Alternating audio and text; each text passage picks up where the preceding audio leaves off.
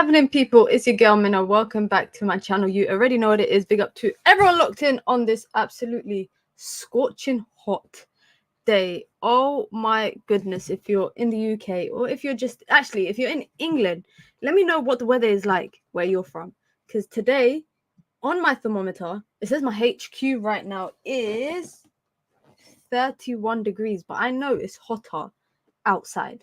I know that for a fact. It's 31 degrees in here. I've closed the curtains. I've kept the windows open, but I've closed the curtains, obviously, for streaming purposes. Bro, I am cooked. I am absolutely cooked. You would think someone like me, who comes from Africa, would be, this weather wouldn't bother me. But you know what it is, guys? Can I just say, it's the weather in the UK. It's the houses in the UK that are the problem, because they're insulated to keep cold, to keep the heat in, because this is a relatively cold country. Like it's predominantly cold throughout the year, so it's just annoying when we do have heat waves in the summer. It's just so hot. It's just hot, so hot, bro. It is 30 degrees today. It's 30 degrees on my phone. Well, right now it's actually, what is it right now? Right now it's 28 degrees. It's 28 degrees, but during the day it had been 31 at its peak, and my HQ has been scorching hot. It's crazy. It's ridiculous. I live in Oman. You don't get to complain. Listen, Oman is a hot place as well. I remember I ain't been to Oman. I would love to visit Oman, but I've been to the UAE in August, and I went out I went out one day during Dhuhr time. Yeah, big mistake, man. I learned my mistake in it, to go outside at Dhuhr time, which is the peak of the day, guys. And it was 51 degrees in August. I've been to Saudi in October. It was still hot. It was like this, 30 something degrees. Basra, 52. God damn, 52 degrees. Oh my God. Oh my days. It's just, it makes sense as to why everyone from this side of the world flocks to the Middle East in the summer. And it seems like people I know from the Middle East, they flock away from there. But I've been to like the UAE a lot. And when I used to go there a lot, we would not go out until like 6-7 p.m. in the summer, particularly, just because it'd be too hot. But yeah, man, it's a hot day today, guys. I got my fan on, but the fan is just about surviving now. AC units are not really a thing in the UK. It's not common for people to have AC units in their house.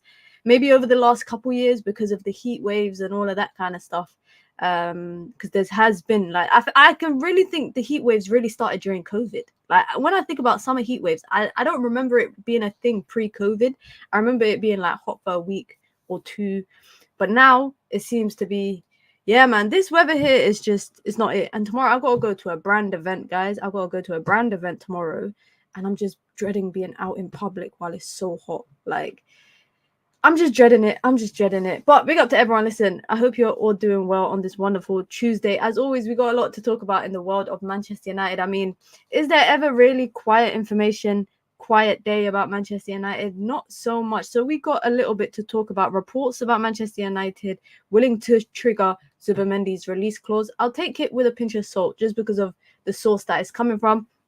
We're going to go through Marcus Rashford's recent interview with MUTV that he did whilst on tour. And he talks a bit about his difficulties that he had last season and what he's planning to do this season. So we're going to talk about that. We're actually going to dissect Mazraoui versus all of Manchester United's other right backs, Aaron Wan-Bissaka and Diogo Dalot, to really kind of gauge and understand whether Nazir Mazraoui will be an upgrade in the right-hand side. So we're going to talk about that. We're going to talk about Manchester United's midfield options as well.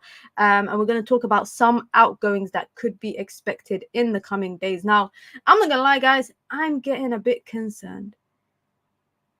It's about 2 weeks or 10. It's about 10 days away from the Community Shield, which means it's about 2.5 weeks away from the first game of the season for Manchester United, and that gap in the midfield still pretty much exists. I don't know if it's just you lot that are, I don't know if it's just me worried, but I'm a bit worried, guys. I'm a bit worried. Now, I'll continue to try and be optimistic, and I'll continue to try and be patient, but I definitely feel like Manchester United really need to sort their shit out. Excuse my language. I think a big part of it is because of the fact that Manchester United do kind of rely on outgoings. And I think that's the biggest problem. Man United really rely on outgoings to bring in some sort of players. And right now, Aaron Wan-Bissaka and West Ham have reportedly are getting closer to agree in personal terms, and the transfer fee will not be an issue between the two clubs. So that's a positive. Fulham are looking to come back to Manchester United with a second bid, and there's reports from Turkey suggesting that a Turkish team will be coming in or have made a bid for Scott McTominay. Now, Manchester United reportedly want £30 million for Scott McTominay, which I think is very reasonable. However, I do think Manchester United will get to a point in the transfer window where it might not be feasible that they will receive 30 million, so they might have to lower the price. They might have to do it. A Yoro injury was a red flag, a huge red flag. You know what my issue is, and we're going to talk about it because we're going to talk a bit about Leny Yoro and Manchester United, just the defense in general, the centre back options that are available to Erik ten Hag. My biggest worry is that we still haven't heard anything. And that is what my biggest worry is. There are mutters going around the Manchester United online world, in the internet, the Twitters, the content world, etc. There are mutters going around that it's a long injury, at least 8 weeks for Leny Yoro, but it's nothing confirmed. It's just online gossip right now. But I do agree. I think it's a huge red flag for me, not because, you know, I was watching Saeed's stream. Big up to Saeed. I was watching Saeed's stream, who was saying that he watched Manchester United's open training session just before the Arsenal game, and Leny Yoro didn't train. And that should have been a warning sign, the fact that he didn't even train in the open session. And then Manchester United obviously went on to start him in that friendly against Arsenal. For me, that is definitely a huge question mark. The fact that we haven't heard nothing regarding his injury, that's another huge question mark. The fact that Manchester United haven't even made a move for another centre-back, that is a huge red flag as well. But we're going to go into all of that as always. So listen, be sure to hit the like button and be sure to subscribe. We've got a little bit to talk about, and we're going to start with this interview here. You lot know already my thoughts on Marcus Rashford this season. You lot already know my thoughts. My thoughts on Marcus Rashford is that this is I don't want to say a must-win season, but this is a season that really needs to pop off. He needs to have the same season that he had in Erik ten Hag's debut year. He needs to have that same season again, because Manchester United have put a lot into him financially, and not just financially, just in terms of the salary award that he was given after that season, but just the fact that he's been here for so long. And when he's bad, he's a hindrance to Manchester United, and when he's good, he's a big positive accolade for the team. So I really think this season has to be a big one for Marcus Rashford, and I think he definitely shares that same sentiment as well. It's recorded, it's reported, by the way, that he is in his best shape coming into pre-season that he hasn't been in a long time. He's not been in this shape for a long time. He is 100% fit, strong, fast, all of that kind of stuff. So that is a positive. That is a positive. So he did a little interview with MUTV, and he talks about the LA camp, etc. But there was one thing that's kind of stuck out to me, which was about him keeping his morale up. He was asked, how do you keep your morale up? He said, just generally enjoying the things that I'm doing. And I think that's as important as the football side of things, because if you're not enjoying yourself, then it's difficult to play your best on the pitch. And I think that kind of suggests what I always kind of said about Marcus Rashford, is that if he is happy and he's in a positive place, he will play good. He will play good. And sometimes I don't necessarily think it's a good thing, but it's very unfortunate that he's human at the end of the day. When he's having situations or things that impact him outside of work, it kind of trickles into his work performance. And you lot cannot say that you're not guilty of that either in your day. Listen, if you've ever had a heartbreak, if you've ever had a breakup, if you've ever had to experience like a death of a close person, a family friend, etc., you will know what it's like to go to work after healing from that and just not being able to focus and not being able to do anything. He's human at the end of the day. But I appreciate the fact that he mentioned that it's important outside of football and the football side of stuff to be enjoying what you're doing. And otherwise, if that's not the case and you're not in a happy place, then you won't be able to perform. You'll be happier at PSG. Oh man, guys, come on. He went on to talk about his dreams and his aspirations at Manchester United, and he said, I think as you get older, your dreams change as well. So, in the beginning, it was just about playing for Man U, but when you get there, it's about winning. Now that is, I'm not gonna lie, I take that as a double-sided comment, because he says, I think as you get older, your dreams just change. You know, you begin at the beginning, it was all about playing for Man United. And when you get there, i.e., when you get to play for Manchester United, it's about winning. So it's interesting that, you know, he even went on to say, by the way, that his dream, and I'm sure this is the dream of many fans, is for him to lift the Premier League and the Champions League with Manchester United. That is his dream. Now, again, I don't know how far-fetched that is from the reality. I do think Man United are still a bit away in the process of competing for Champions League title and maybe competing for Premier League title. But Kelvin says, I think this is the last season Marcus should really show his worth, because if he doesn't, we need to move on. I really wonder if Manchester United would actually move him on next season if they really felt like they're not getting anything from him. I'm really curious to wonder if that would be the case. Now, obviously, like I said, for me, this is a big season for Marcus Rashford. He cannot afford to have this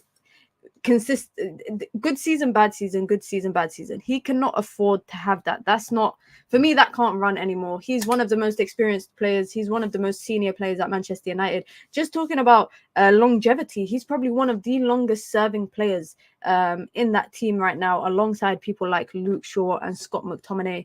And then you've got the likes of Lindelof, Maguire, etc. He is one of the most longest serving players in the current Manchester United squad. So that needs to trickle through into the way that he plays for Manchester United and just the levels of consistency. I think when we speak about Marcus Rashford and we have this whole, because the debate always is Marcus Rashford world class? That's always the topic of conversation. And I don't think we could really have that conversation anymore until he starts performing on a consistent basis. And you saw what happened. He saw what happened when he doesn't perform well for club. He loses out on playing for the national team.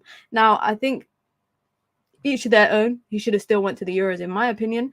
But again, the manager's reasoning was about, you know, squad performance and team performance, etc., etc. So for me, this season now, there's a lot of players I'm looking at. There's quite a few players I'm looking at, but Marcus Rashford for me is definitely top of that list.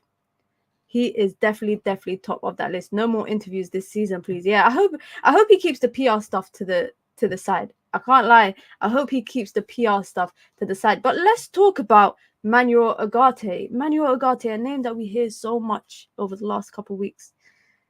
But he's still not in a Manchester United shirt. He's still not in a Manchester United shirt, as PSG are looking to make other moves for players to enhance their squad. They are also looking to get rid of some players as well, including Milan Skriniar is one of them, Nordi Mukiele is one of them, and of course, this guy here, Manuel Ugarte. Now, Fabrizio Romano reported late last night that PSG are open to accepting a loan for Manuel Ugarte with an obligation to buy. Ugarte is waiting for Manchester United after agreeing personal terms 10 days ago. So it's been nearly 2 weeks since he's agreed personal terms. Still hasn't got anything through the door in terms of Manchester United filling that midfield gap. But I'm not against the idea of a loan if it brings Manuel Ugarte in now and an obligation to buy. I think the only thing with the obligation to buy is, what if he doesn't fit into the team? What if he has the same kind of performance he did when he left Sporting to join PSG? What if he has that same sort of season? Now, financially, it makes a lot of sense for Manchester United to go for a loan. It depends on what the loan fee is, and it also depends on what the obligation to buy is as well. If it's an obligation to buy for like 70 million, I can't lie, you're better off triggering Zubimendi's release clause and buying Amrabat as well. You're better off getting two players in one. But if Manchester United can get 50 million get him for 50 million euros, which would be about 42 million pounds, just by getting him on loan this year and then buying him with an obligation next season, financially and just from an FFP perspective, it will help Manchester United in the expectation that Manchester United finish in top 4 next season. I think that's the most important thing. If Manchester United manage to finish in top 4 next season, that means obviously revenue will be a bit more increased. They'll get their share of, they'll get their share of revenue from Champions League, etc., etc. And obviously they can enhance the squad in other ways next summer because they have Champions League football to offer. Now, my only concern would be is if they bring in Ugarte for a loan, I hope it's not the 10 million fee that I'm seeing, because I've seen a quote that suggests that PSG could look to loan him for 10 million and then maybe decrease the price next year if it comes with an obligation to buy. And then if it's an option to buy, it wouldn't be the case then. And they are solely focused right now on selling him. So any loan for Ugarte will be absolutely obligation to buy. Now, it's funny because PSG are actually in talks or want to talk to Bayern Munich about Kimmich. So they're going to get rid of Ugarte. Man United are basically helping them to get rid of Ugarte to bring in Kimmich. Now, would it be bad business, guys, if Manchester United sign Manuel Ugarte on a loan and then sign Rabiot as well on a free? Because we're going to speak about Rabiot as well. Because for me, similar to the centre-back position where I feel like Man United need another centre-back, I feel like they need to bring in 2 midfielders. Now, this is with the expectation that Scott McTominay leaves and Christian Eriksen leaves. I think it's very clear, and reports suggest today that it's very clear that Casemiro is staying. And Manchester United are even committed to the idea of unlocking Casemiro and getting the best out of him, which I think just means limited minutes, less minutes to what he has been playing of recent. Big up to Keegan, says obligation to buy means we start spending next year's budget, and I'm not here for that. That is true. It does mean that Man United, but that just means that Ugarte is a player that they seem absolutely invested in and they seem fully committed to getting him on a loan. It just means that it will buy them an extra year financially to qualify for top 4, get some Champions League football and increase the revenue of the squad, which as a result will then increase the budget. Like it's 1 + 1 = 2. Ahmed says Qatari seems salty they couldn't buy United, to be honest. 70 million for Ugarte is ridiculous. It's funny because the price went from 50 million to 70 million in the space of less than a week, guys. And bear in mind, this is whilst they're in the process of bringing in João Neves. They're trying to bring in Kimmich as well. So I don't know how their price tag went from 50 to 70. I think it's just desperation to sell him and bring in money. Of course, we know the French league doesn't really generate revenue in the way that the Premier League does. So clubs have to make money in other ways. Ridwan says, when Casemiro slides in and gets us, he takes longer than me to get back up. And I ain't no athlete. And Koala says, we shouldn't have sold Fred.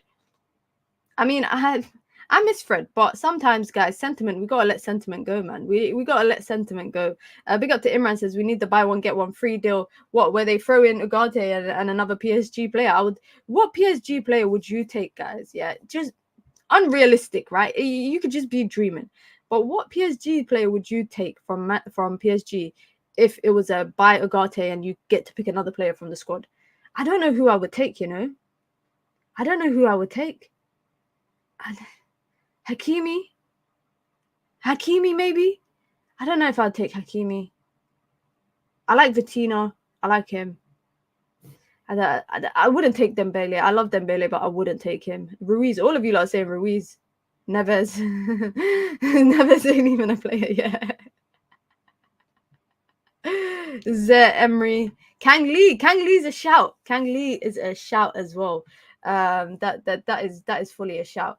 What are we saying about Rabiot on a free? Not gonna lie, I don't feel like dealing with his mother. You know what it is like? Do you think that is what is hindering this move for Rabiot? Now, reported earlier today was that Manchester United held talks with Rabiot and his agent.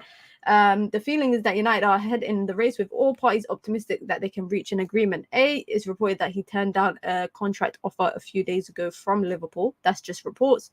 And then other reports suggest that he is only committed to Manchester United and wants to join Manchester United. Now, like I always say, guys, it's not a summer transfer window if United are not linked to Rabiot. It's not. Summer transfer window has not started unless we see Rabiot, Manchester United in the same sentence every single time. Like, I'm being dead honest. And also, there's nothing wrong with that necessarily, but it's just, how long can Man United be linked to a player and then they finally and they never get him? The list is endless. The list is actually endless of players as such. Now, would I be against the idea of Rabiot? No, guys. I'm keeping it a buck. I'm keeping it 100. I would not be against the idea of Rabiot if Man United don't break their wage structure.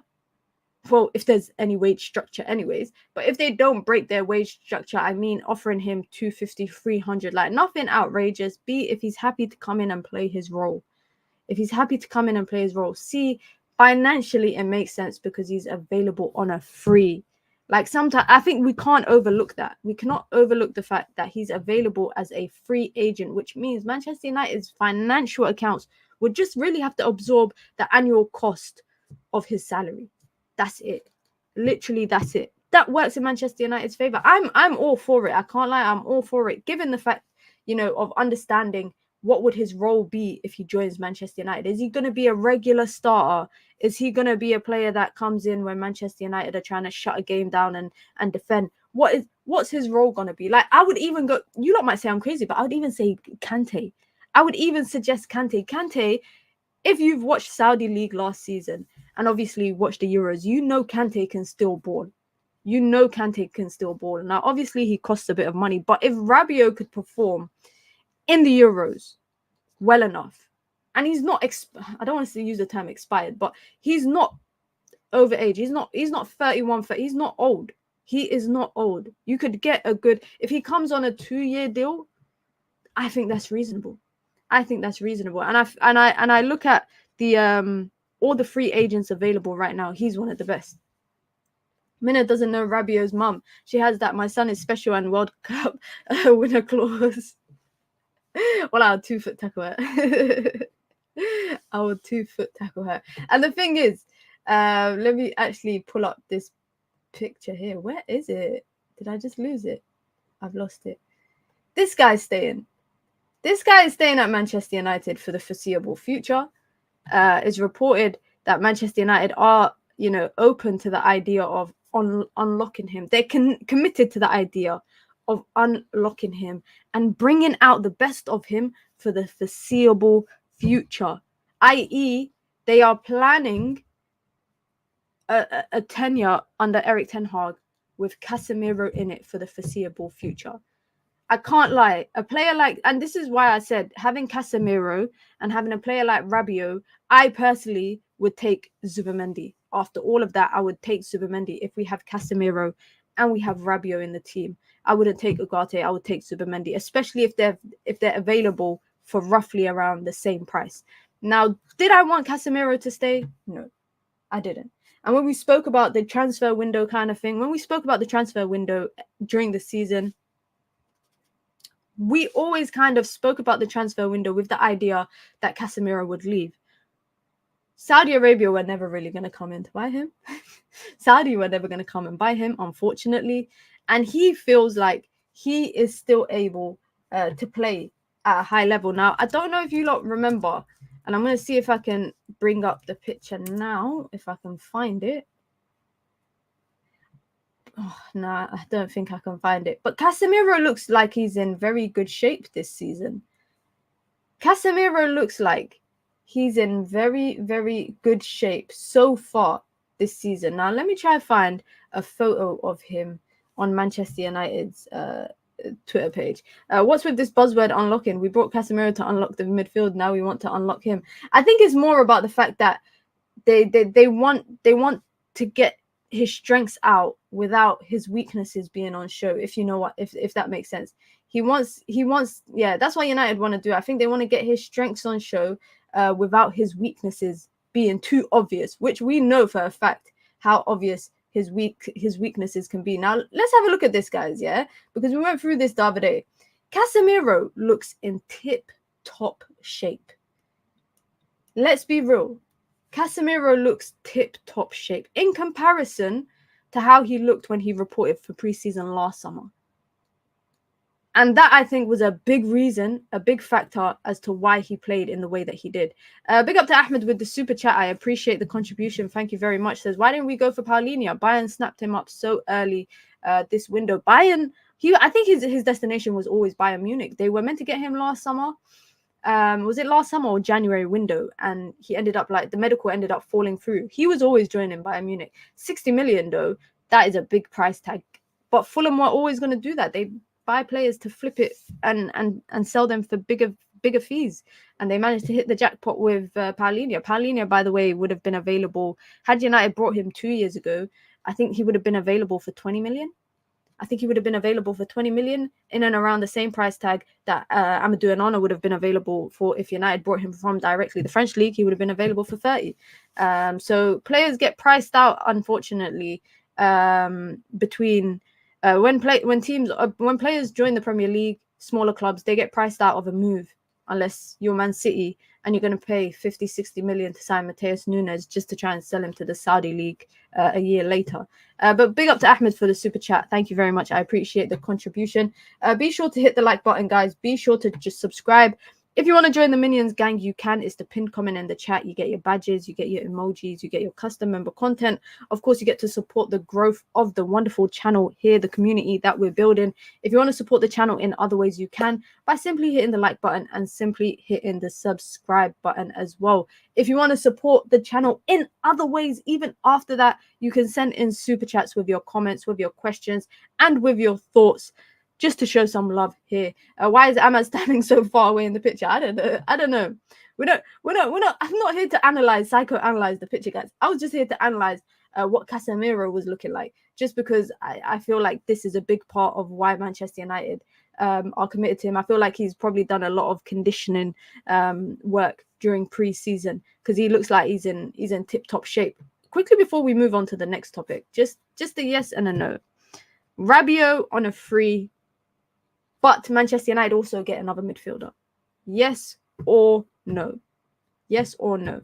And if it is a Rabiot on a free, what midfielder would you want Man United to bring in? Would you want United to bring in Ugarte? Would you want Man United to bring in Zubimendi? Would you want Man United to bring in Fofana? Would you want Man United to go elsewhere and even bring in someone else? I don't know, like Manuel Ugarte or some random other player. What player does Manchester United have to bring in with Rabiot? All Sport says Rabiot and Amrabat would do. That's two basically not defensive-minded players, but deeper players. Although Amrabat at Fiorentina did play a lot more advanced than what we played him at. So I just think the profiles are relatively similar. Now, I'm not going to lie. I think out of Rabiot and Amrabat, I would understand why Man United would go for Amrabat, just because he would have, a year under his belt at Manchester United. He knows the club, he knows the manager, he knows the squad, etc. However, that's not necessarily always a good thing. I don't think that's always a good thing. Let me see what you lot are saying about Rabiot. Jay says no. All Sport says absolutely yes. Keegan says no. Imran says no. Ahmed says yes, but not my first choice. Ridwan says, yeah, do it. Rabiot would play left-sided midfield and get someone else. Mr. Popo says, give us Zubs. you lot already got nicknames for players. Give us Zubs and Rabiot if PSG won't budge. I wouldn't mind Zubimendi. Rabiot and Zubimendi. I too would like Rabiot and Zubimendi. Rabiot, Fabian Ruiz, and Danny Olmo. Koala saying we need to bring in 3 players. Elite Baller says, just subbed. Welcome to the community. Big up. I appreciate the sub. Be sure to hit the like button as well. Wale says, I liked Kieran Dewsbury Hall. We missed a trick with him. If Rabiot comes, Ugarte should come too. Then Mctominay and Ericsson out.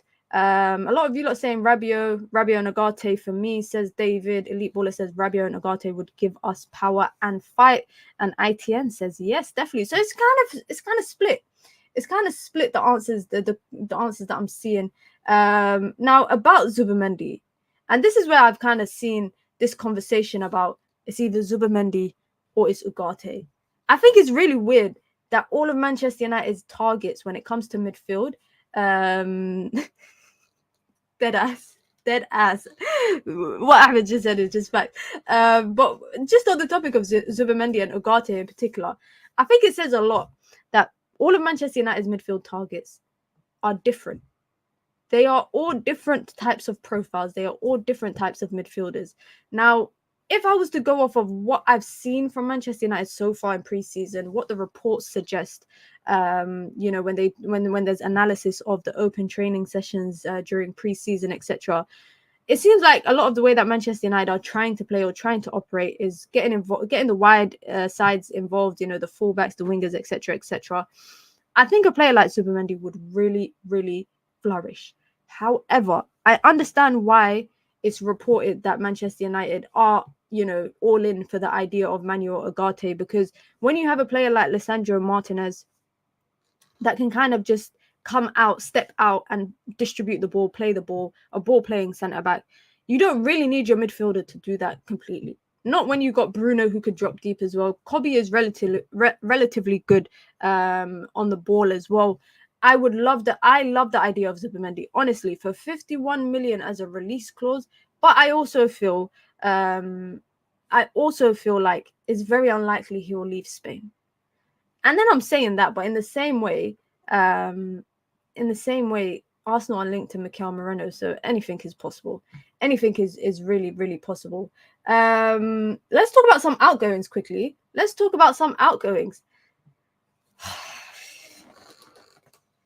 guy here, guys, Hannibal Mejbri, wallahi, is just another player that United signed in that 2019, 2020 time that has not done anything. We signed him for nearly 10 million euros from the Monaco Academy. Had a relatively decent spell coming from the academy into the first team, and now is rumored to join Rangers. Imagine that. I would never have thought. Reportedly, Fabrizio Romano suggests that Rangers will have to pay 10 million euros, which is actually more than 10 million. Man United are looking for up to 15 million, which is around 9 million pounds for Hannibal Mejbri. And Rangers are heavily linked to the Tunisian midfielder. Now, if he leaves, obviously, he's been at the club since 16. He came as a boy and he'll leave as a man. It's as simple as that.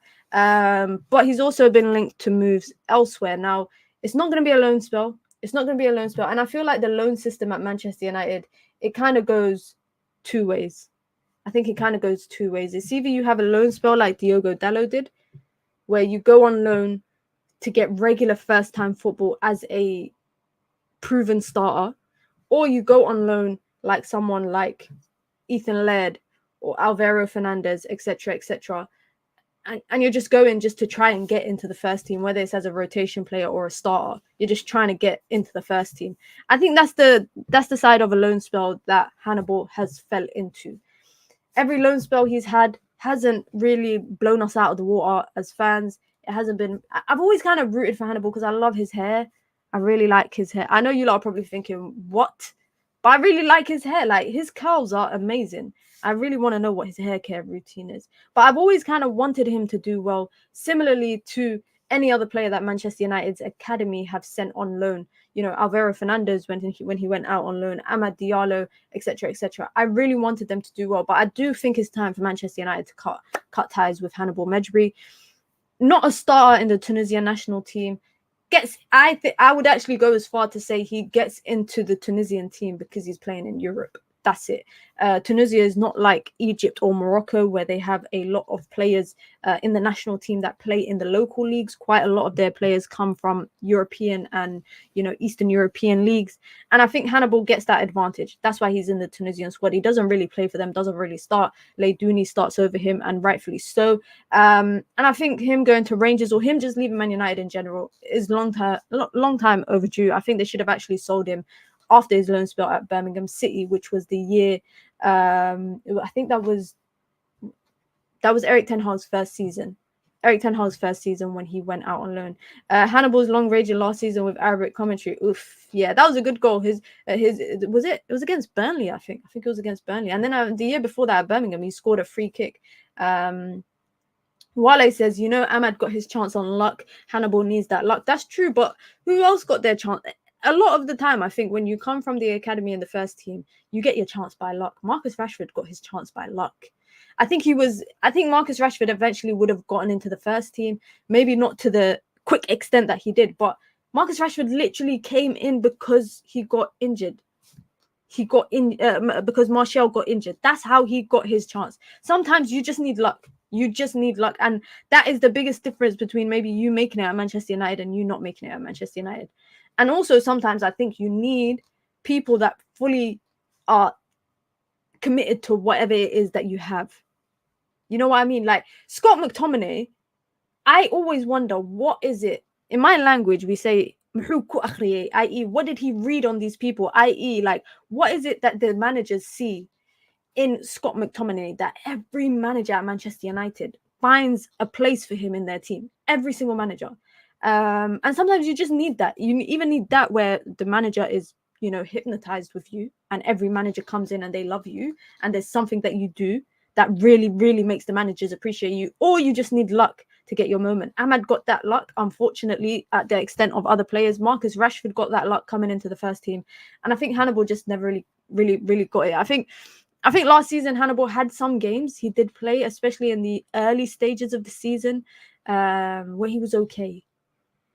He was okay. But I think when I expected him to really wow us, he didn't. He's a passion merchant. That's why they love him. And I would say Hannibal's a passion merchant too.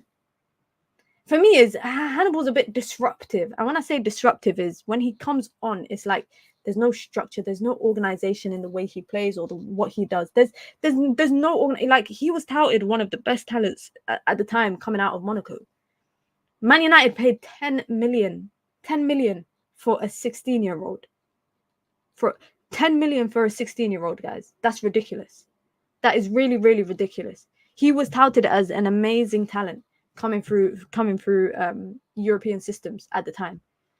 And he was also, can I just say, by the way, Manchester United could have got him on a free the year before that, but they decided not to. Scouts actually reported him to Manchester United's, the Man United scouts reported him to Murto and them, and they said, look at this kid on your radar. He's at this team now. Is before he actually went to Monaco. And they said, yeah, now we're not interested. Then a year later, they come back and say, yeah, actually, we want him. And then they brought him for 10 million. Ownership, leadership is what Man United like. It's very unfortunate for Hannibal, but listen, if it brings money in for United, 8 million now, I don't know how likely this is. Because Rangers do not seem to be like a club that spend a lot of money, and 15 million euros is a lot for a Scottish team. Let's be honest, it's a lot for a Scottish team. So it's not 100% likely, but I do think Hannibal will leave.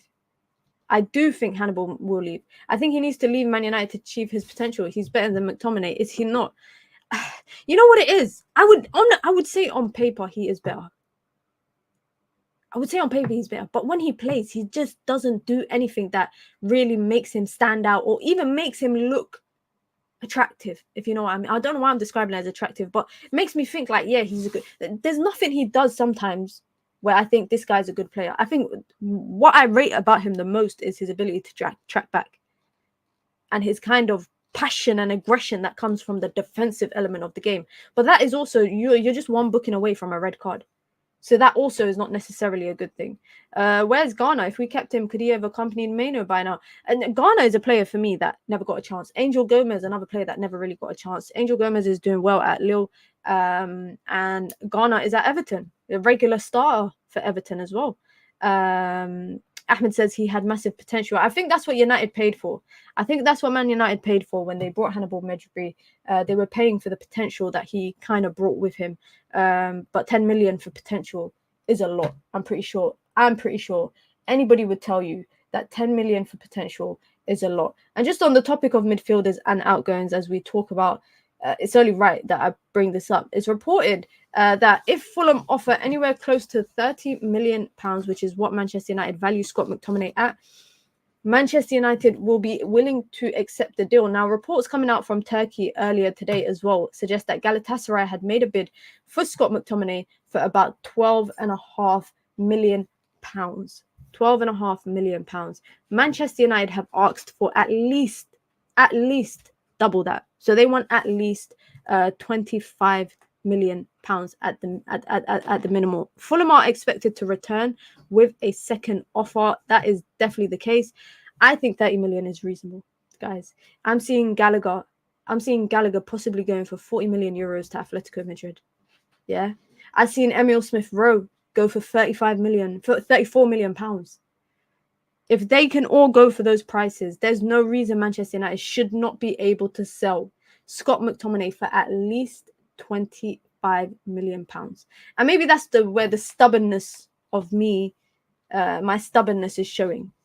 Because I genuinely think Scott McTominay in a team like Fulham that might not demand a lot from him in comparison to Manchester United on a technical level. He can get 10 goals for you in a season. That's a selling point. You can play him as a second striker. That's a selling point. I don't think they're bringing him in as a Paulinho replacement.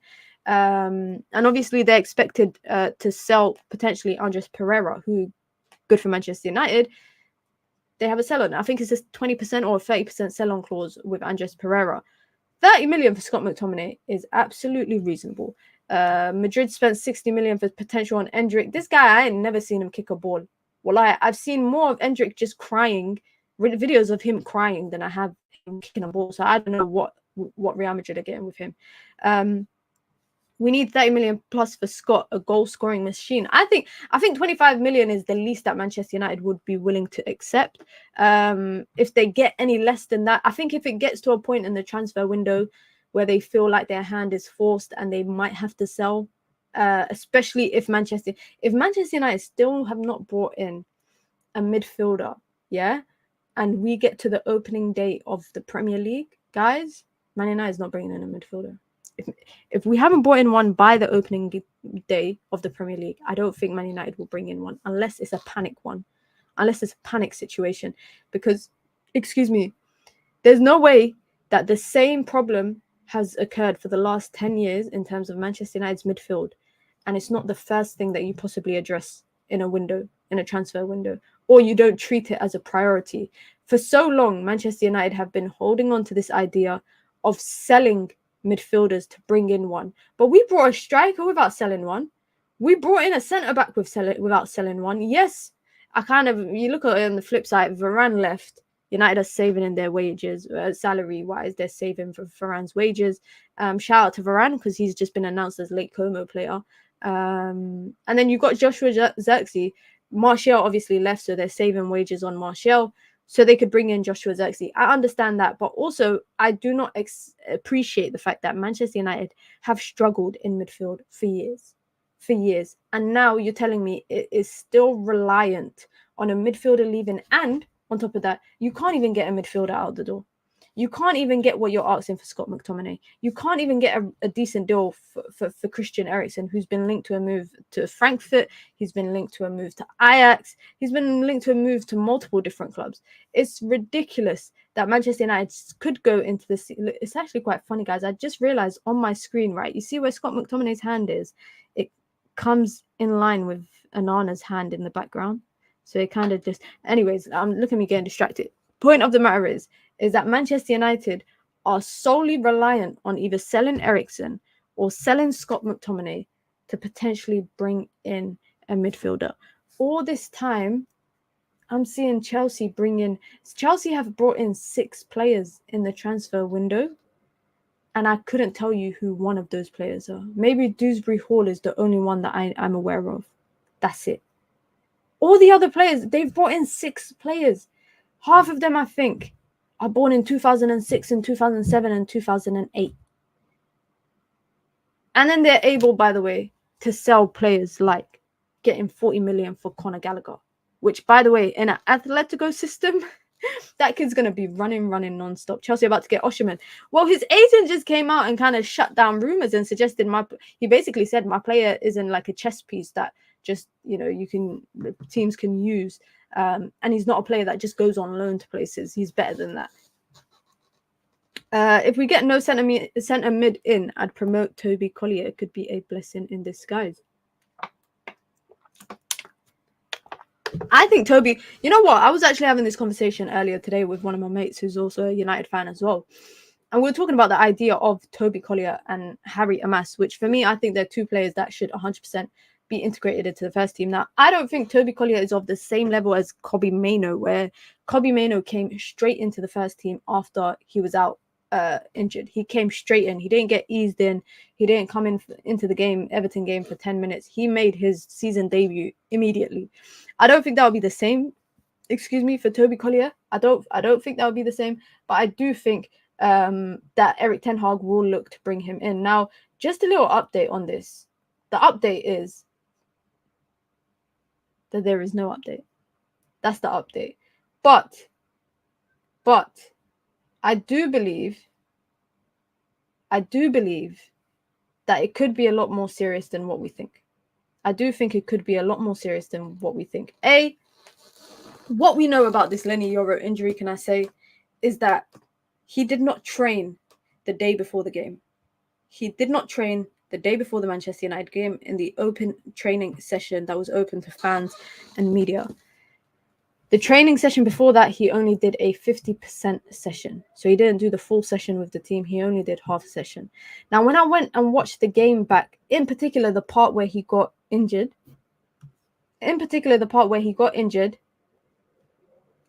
he pulls up, right?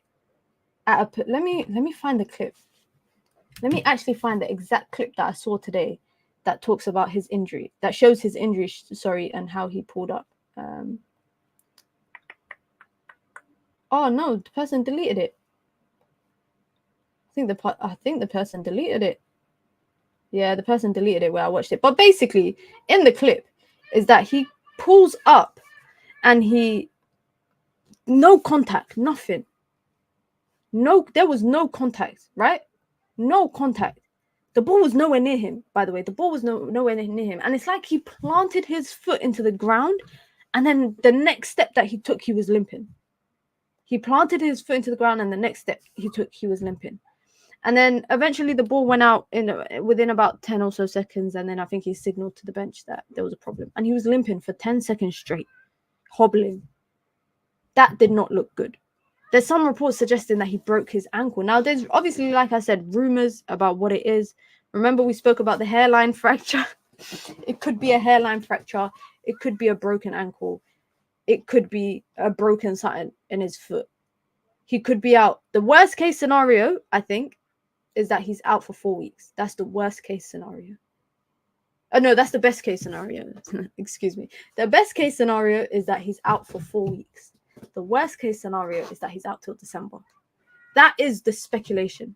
That is the rumors going around right now about the injury. And also it is the rumors as to why it's taken so long for them to actually announce what his injury is. Because also Rasmus, who's back in training, I think he's back in training, also has a minor injury. Now, if that's really the case, and he didn't train, but United started him against Arsenal, that is poor. Honestly, that is so poor. Now, I could sit here and blame the grass. I can sit here, blame the pitch. I can do all of that stuff. But really and truly, it should be very, very known that if he had a problem and he hadn't trained fully, United should not have played him.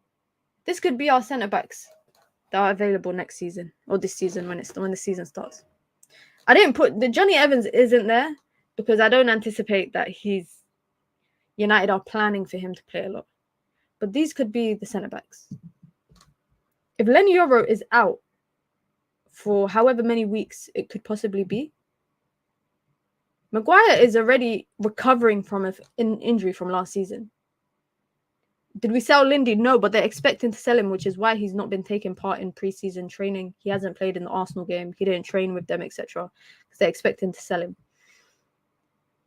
We actually might not be. We might be one more injury away from seeing Casemiro back at centre back. Casemiro and Licha. Scary hours. Scary hours. I hope Harry Maguire is able to stay fit throughout the season. I hope Leny Yoro's injury is not that bad either. I hope it's just us, exaggerating it. But if it does happen, if that is truly the case, then there is some questions that should be asked as to why the hell he started. There should absolutely be some questions asked as to why the hell he started that game against Arsenal. But let's get into this. Of course, we already know the situation, where it stands right now. Just for some context, Aaron Wan-Bissaka is very close to agreeing personal terms with West Ham. Manchester United and Aaron Wan-Bissaka, Manchester United, and West Ham have agreed or will agree terms for Wan-Bissaka, about 19 million, which is about 15 million, and then the rest in add-ons. Nazir Mazraoui and Manchester United have already agreed terms. He's already agreed a contract with them, 5 years plus 1, taking it to 2029 with an option to extend. Between Man United and Bayern Munich, I think is 22 million euros expected to be agreed, which is just slightly higher than reportedly what West Ham agreed with Bayern Munich. But the reason why I'm bringing this up is because I've seen this topic of conversation, and I've spoke about it with my friends as well, about whether Nazir Mazraoui is actually an upgrade on what Manchester United already have. Now, just for some context, Manchester United, The Athletic reported today that Ten Hag has wanted to refresh his right-back options since taking charge in 2022. So for the last 2 years, he's wanted to change up the right-back options. Diogo Dalot's improvements last campaign earned him the Player of the Year, but with Wan-Bissaka's situation, he'll be a free agent next summer, which means the position is being looked at. Ten Hag has worked with Mazraoui for 4 years in Ajax, and despite the player experienced some muscle injury issues over his time at Bayern, the Man United manager would like a reunion. Mazraoui's adaptability to play on both sides, where he has featured before in his career in terms of the left, is one reason why Manchester United want to sign him. Dumfries is another alternative option, and there has been a proposal for a swap deal where Aaron Wan-Bissaka could go the other way, but Champions League football is a hindrance for someone like Dumfries. Now, let's compare them. Let's do a like-for-like comparison. Now, this is basically, like I say, football is more than stats. It's more than just stats, but stats also help put things into perspective. Now, Aaron Wan-Bissaka actually missed more days to injury last season than Nazir Mazraoui did. Despite that, Aaron Wan-Bissaka did play slightly a few more games and, of course, a lot more minutes. Now, if you see the stark difference in the attacking side of being a fullback and the defensive side, it's there to see. You look at all the greens that Mazraoui has: chances created, crosses attempted, tackles made, take-ons completed, ground duels won. He blows Aaron Wan-Bissaka out of the water.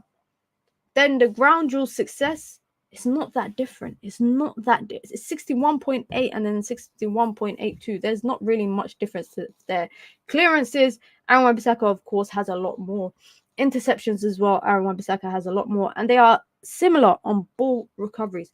So this notion that Mazraoui is not a better centre-back defensively than Aaron Wan-Bissaka, for me, maybe 1v1, he is not that supportive. Maybe that's it. But in every other aspect, there is not a big difference between what you're getting in Aaron Wan-Bissaka and what you're getting in Nazir Mazraoui. Of course, the biggest benefit in terms of differences is that going forward, you have a much better fullback. It's clear as day. The fullback option is much better when you have a player like Nazir Mazraoui. Now, when you compare him to Manchester United's other right back in Diogo Dalot.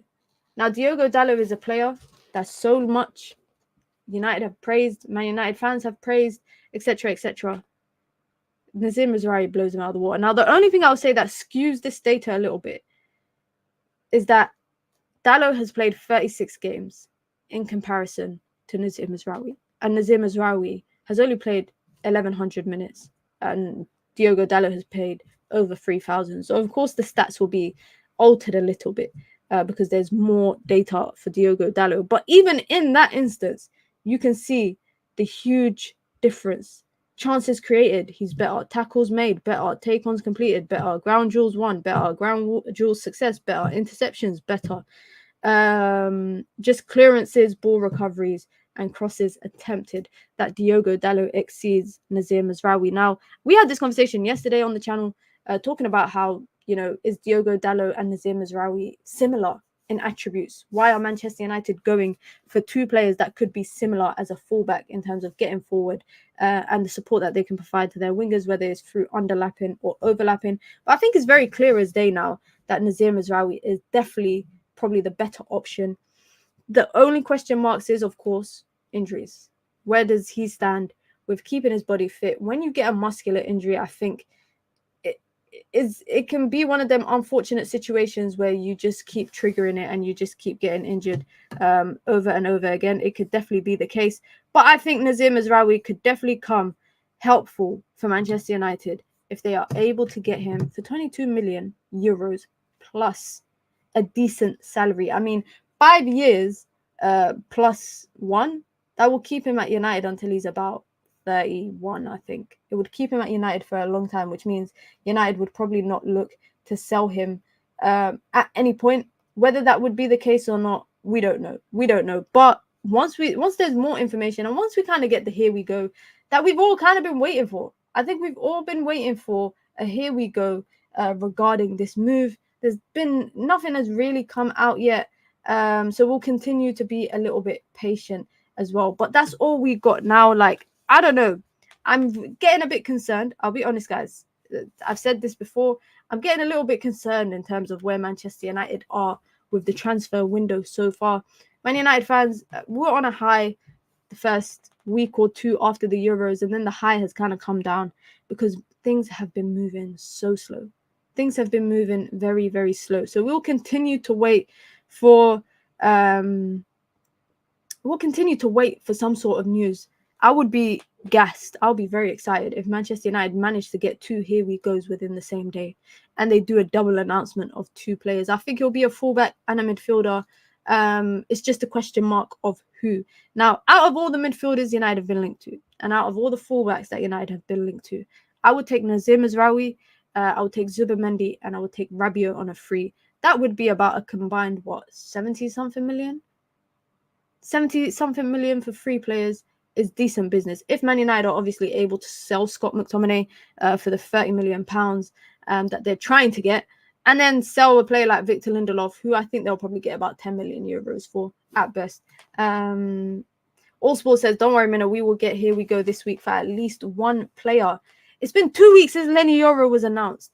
2 weeks since Leny Yoro was announced. And since then, he's got injured. We still don't know the extent of his injury. And on top of that, we still do not have anybody else through the door. I don't know how you lot are keeping the positivity going, because me, the positivity is going to be toxic soon. I might start screaming Ineos out. No, I'm joking. I'm not going to do that. But honestly, we'll continue to be patient and we'll continue to wait. I know there's a lot of things happening with Manchester United, not just with the men's team.